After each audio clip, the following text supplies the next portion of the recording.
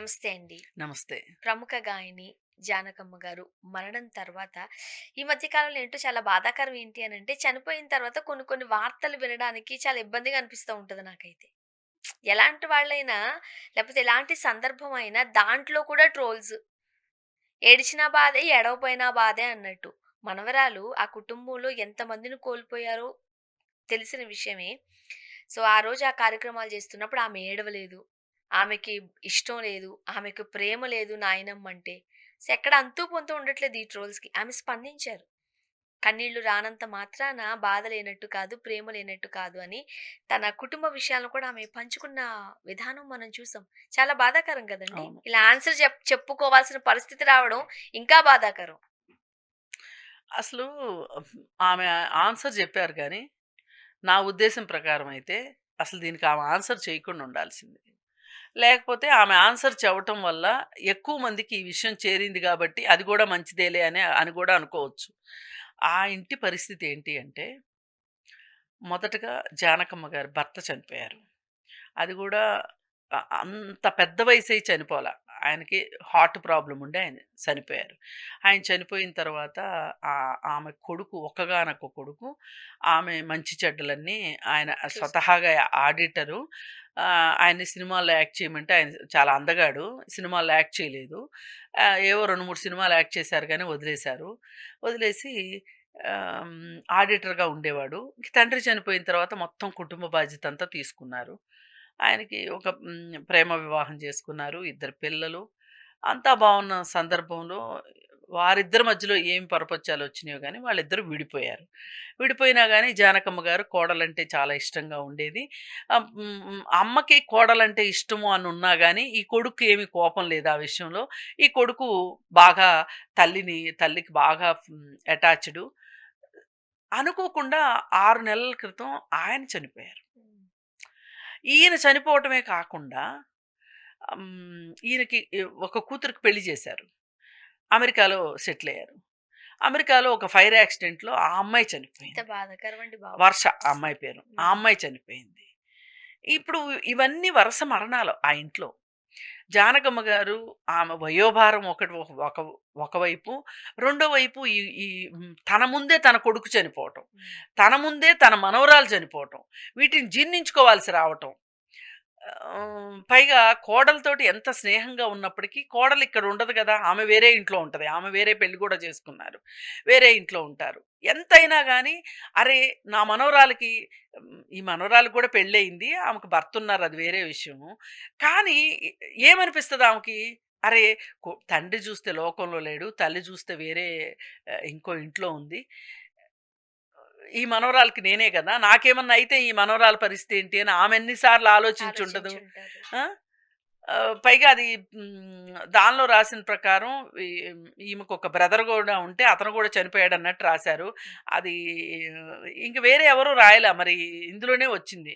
సరే ఆవిడైతే పొరపాటు చెప్పదు గదా! వీళ్ళు పొరపాటు రాశారో లేపోతే అది వాస్తవమో. హ్మ్. ఏదైనా గానీ ఇక్కడ బాధాకరం ఏంటంటే ఇంతమంది కుటుంబ సభ్యుల్ని కోల్పోయిన తర్వాత అమ్మాయి పెద్ద వయసేం లేదు. చిన్నమ్మాయే. 30 సంవత్సరాల లోపుంది. సరే ఆ అమ్మాయి ఫిట్‌నెస్ ట్రైనర్‌గా, యోగా యోగా టీచర్‌గా. ట్రైనర్‌గా చాలా పేరు ప్రఖ్యాతులున్నాయి. ఆ అమ్మాయికి చాలా ఫాలోయింగ్ ఉంది. ఏది సోషల్ మీడియా ఫాలో ఇన్‌స్టాగ్రాము వీటిల్లో చాలా ఫాలోయింగ్ ఉంది. ఆహ్, హ్మ్, ఆ ఆ అమ్మాయి వేసిన ఆసనాలు కొన్ని సోషల్ మీడియాలో వచ్చినియి. హ్మ్. ఒక ఆసనం నన్ను చాలా ఆకట్టుకుంది. ఒక చేతి మీద ఆహ్, ఫుల్ బాడీ ఫుల్ బ్యాలెన్స్ బాడీని చేసారా? పైకి లేపి బ్యాలెన్స్ చేసింది. అది ఎంతో శిక్షణ ఉంటే తప్పితే చేయలేదు. ఫిట్‌నెస్ లేకపోతే చేయలేరు. మరి ఒక రకంగా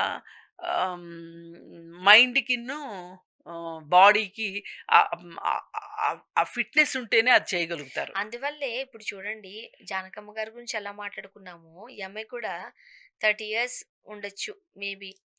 తండ్రి కోల్పోయారు. తల్లితో ఉండే పరిస్థితులు లేవు. ఎంత ప్రేమగా ఉండుంటారు చిన్నప్పుడు అక్కా చెల్లెళ్ళు. అవును. తను అదే చెప్పింది. మర్చిపోయానది. ఏంటంటే ఆహ్, నేను చేసే ఈ కార్యక్రమాలన్నీ అక్క పెద్దది. హ్మ్. తను చేయాల్సిన కార్యక్రమాలు తన ప్లేస్‌లో నేను చేస్తున్నాను. తను లేదు.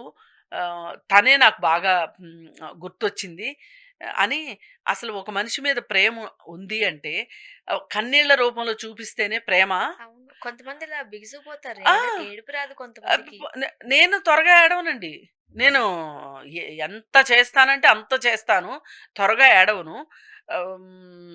నాకు గూడా నా పర్సనల్ లైఫ్‌లో ఉంటాయి గదా! అవును. మా ఫాదర్ చనిపోయినప్పుడు నేను హ్మ్, కొంచెం దుఃఖపడ్డాను గానీ, పెద్దగా కదిలిపోలేదు. కానీ మా మదర్ చనిపోయినప్పుడు నాకు అసలు ఏంటో హ్మ్, ఎక్కడికో ఎళ్ళిపోయింది ప్రాణం. ఎంత దుఃఖపడ్డానంటే అంత ఇప్పుడుకి కూడా ఏదైనా అమ్మతో మాట్లాడాలి అని అనుకుంటా. అనుకున్న తర్వాత గుర్తొస్తది అమ్మ లేదు గదా! అని. ఇవన్నీ ఏంటంటే ఒక ఎమోషనల్ ప్రాక్టికల్‌గా ఒక ఎమోషన్స్ క్యారీ చేసే వాళ్ళకి తెలుస్తాయి. మనం ఎవరి ఎమోషన్‌లోనో మనం భాగం అవ్వాలి. ఆహ్, ఆహ్, హ్మ్, అవును. భాగం అవ్వాలనుకోవటం తప్పు గాదు గానీ, దాన్ని విమర్శనాత్మకంగా చేయటం చాలా తప్పు. ఇప్పుడు నేను ఎంతమందికి చెప్పుంటాను.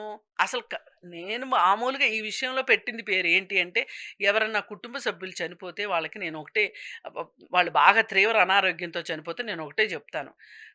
అంత అనారోగ్యంతోటి వాళ్ళు మన ముందు ఉండాలనుకోవటం చాలా దురాశ. వాళ్ళ వాళ్ళ మీద మనకు ప్రేముంటే గనక వాళ్ళు వాళ్ళు ఉండాలనుకోవటం చాలా స్వార్థం అవుతది. ప్రేముంటే గనక వాళ్ళని ఉండాలని అనుకోకండి మీరు అని నేను ఎంతో కౌన్సెలింగ్ చేస్తాను నేను. అట్లాంటిది నేను మరి మా మా మదర్ చనిపోతే మా మదర్‌కి కూడా కొంచెం ఏజ్ ఎక్కువే. చాలా బాధపడ్డా. అది ఎలా ఉంటదంటే ఎవరమ్మ చచ్చిపోతే వాళ్ళకి ఏడుపొస్తది. అది మనసులో ఏడ్చుకుంటారా? పైకి ఏడుస్తారా? అనేది వేరే విషయం. పైగా ఇయన్నీ కాదు. ఉన్నంత సేపు నిబ్బరంగా ఉండి అందరూ ఎళ్ళిపోయిన తర్వాత వాళ్ళెంత ఏడుస్తారో తెలుసు. అవును. అట్లాంటి వాళ్ళని గూడా నేను చూసాను. ఒక అమ్మాయి దాదాపు వాళ్ళ నాన్న చనిపోయిన తర్వాత తను గూడా నాకు తెలిసిన అమ్మాయే.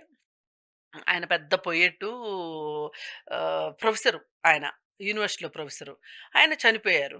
ఈరోజు రాత్రి చనిపోయారు. తెల్లారి మధ్యాహ్నం 4 గంటలప్పుడు క్రిమేషన్ జరుగుతుంది. ఆహ్, ఆహ్, బరైల్ జేస్తున్నారు క్రిస్టియన్ ఆచారం ప్రకారం. అప్పటి వరకు ఆ పిల్ల ఎంత నిబ్బరంగా ఉందో, నేను గూడా పోనీలే పాపం ఈ అమ్మాయి చాలా నిబ్బరంగా ఉంది. అంతకు 2 సంవత్సరాల ముందో, 3 సంవత్సరాల ముందో వాళ్ళ అమ్మ చనిపోయింది. హ్మ్. అయితే ఆయనకి షుగరుంది. టీలో షుగరేసుకోకూడదు కదా! అందుకని ఈ అమ్మాయి ఏం జేసింది అంటే, వాళ్ళ నాన్నకి షుగర్ ఏసుకోవద్దంటే ఇష్టం ఇంకెక్కువవుతది గదా!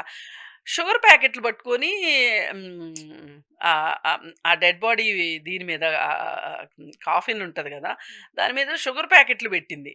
ఏంటబ్బా! షుగర్ ప్యాకెట్లు పెట్టింది అని నేననుకున్నా.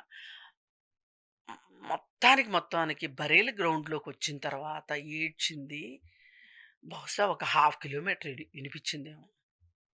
హ్మ్. నాకు భయమేసింది. నేను భయపడిపోయా అసల ఆ శోకాలు విని. హ్మ్. ఎంతోమంది చచ్చిపోయిన దగ్గర నేను చూశాను. శోకాలు, బాధ, ఏడుపు అన్నీ విన్నాను గానీ, ఆ కేకలు అమ్మా! అసలు ఈ పిల్ల రాత్రి నుంచి ఒగ్గబట్టుకొనుంది. ఒగ్గబెట్టుకునుంది. ఉండి ఇ ఇ ఇ ఇంక నాన్నని నేను వదిలేస్తున్నాను గదా! ఇ ఇ ఇంక భూస్థాపితం అయిపోతారు గదా! ఖననం అయిపోతారు గదా! అనే ఏడుపు. హ్మ్. నేను ఎందుకు చెప్తున్నా అంటే ఇదంతా దుఃఖం అనేది కొందరు ఎక్స్‌ప్రెస్ చేస్తారు. కొందరు ఎక్స్‌ప్రెస్ చేయరు. అవును. ఒక్కొక్కళ్ళు ఒక్కో రకంగా ఎక్స్‌ప్రెస్ చేస్తారు. ఇప్పుడు ఇంతమందున్నప్పుడు నిబ్బరంగా ఉండి అందరూ ఎళ్ళిపోయాకే అవును. ఏడుస్తారు. మీరింత చెప్తుంటుంటే ఒకలాంటి బాధ. కళ్ళల్లో నీళ్ళొస్తాయి. హ్మ్. మనం ఏదైనా సినిమా ఆ! చూసామనుకోండి, ఇంక చూసుకోండి ధారాపాతంగా అబ్బో! వాటరొస్తాయి. నేనసలు చిన్నప్పుడు నన్ను సినిమా థియేటర్ నుంచి బయటికి ఆ! పంపించేసేవాళ్ళు. నేను ఏడుస్తుంటే ఏ అబ్ ఏ పక్కనోళ్ళకి సినిమా ఇబ్బంది గదా! హ్మ్. అందుకని పంపించేసేవాళ్ళు. కానీ ఒకవేళ నిజంగానే అలాంటి ఇన్సిడెంట్ జరిగిందనుకోండి, అక్కడికి వెళ్ళిన తర్వాత అంతమందిని చూస్తే ఇలా ఇలా స్టిక్ అయిపోతాం. ఆ! నేనైతే అంతే. వెంటనే నాకు రాదు. ఆ! కానీ మళ్ళీ ఎవ్వరు ఉండరు చూడండి. ఆ! అప్పుడు మళ్ళీ కొన్ని నెలలు ఏడుపొస్తది. అది. తలుచుకుని ఏడుపొస్తది. ఒక్కొక్కరు అందుకని ఒక్కొక్కలా ఉంటారు. అది గూడా గాదండి. నాకింకోటి గూడా బాధ అనిపిచ్చేదేంటంటే, సెలబ్రిటీల జీవితాలు ఇంత అందరి నోళ్ళలో నానాల్సిన అవసరం ఏంటి అవును. నాకర్థం గాదు. అవును. మొన్న గూడా 'భాగ్యరాజ' గారు చనిపోయినప్పుడు ఆ తొక్కిసలాటలో వాళ్ళ ఓన్ కుటుంబ సభ్యులని కూడా చిక్కుకుపోయి ఆ అవును. గందరగోళంలో అయితే అప్పుడు రాధిక ఇబ్బంది పడ్డారు కొంచెం. ఇబ్బంది పెట్టి స్టేట్మెంట్ ఇచ్చింది గట్టిగా. అవును. ప్రభుత్వాలు చర్యలు తీసుకోవాలి. అసలిప్పుడు మాకు మా మా సొంత కుటుంబ సభ్యుల్ని కోల్పోతే మేము వాళ్ళ దగ్గర మా మా బాధని మేము వ్యక్తీకరించడానికి కూడా బాధపడటానికి కూడా లేదు. మాకు అవకాశం లేకుండా చేస్తున్నారు. అభిమానుల అభిమానాన్ని నేను కాదనట్లేదు. ఎంతో కొంత అయితే కంట్రోల్ చేయాల్సిన అవసరం ఉంది హ్మ్. అని చెప్పి అవును. చెప్పటం చూసాం మనం. అందుకని ఏంటంటే ఏది ఏమైనా ఆ అమ్మాయి ఏడ్చిందా, ఏడవలేదా అనేది మీకు అనవసరం. మీ సొంత ఇంట్లో ఏడుపులు మీరు ఏడ్చుకోండి. ఈ కామెంట్లు పెట్టే వాళ్ళకి. ఇప్పుడు చాలామంది ఆమంటే ప్రేమ ఉన్నవాళ్ళు, గౌరవం ఉన్నవాళ్ళు, ఇష్టం ఉన్నవాళ్ళు హ్మ్. మైసూర్ దాకా ఎళ్లి కడసారి చూసొచ్చిన వాళ్ళు గూడా ఉన్నారు. అలాగే ఆమెకి చేదోడు వాదోడుగా ఉన్నవాళ్ళు గూడా చాలామందున్నారు. ఆవిడ పేరుతోటి నవీన్ అన్నతను అవును. ఒక చారిటబుల్ ట్రస్ట్ వాళ్ళ ఇంట్లోనే ఇవన్నీ కార్యక్రమాలు కూడా చేశారంట. అన్ ఆయన ప్లేస్‌లోనే. ఆయన ప్లేస్‌లోనే. అయితే అలాంటి వాళ్ళేదన్నా మాట్లాడుకున్నారంటే ఒక అర్థం ఉంటది. ఈ వీళ్ళందరికి ఏంటి పని? ఎవరి నాన్నమ్మ చనిపోతే ఎవరికి ఏడుపు రాదండి. ఆ! అది ఒకసారి కనిపిస్తారు. కొంతమంది అందుకని కనిపించరు. సింపుల్ అది. నేనొకటే చెప్తున్నా. ఊళ్ళో పెళ్ళికి కుక్కల హడావుడి ఒద్దు అనేది చెప్పదలుచుకున్నా. Thank you.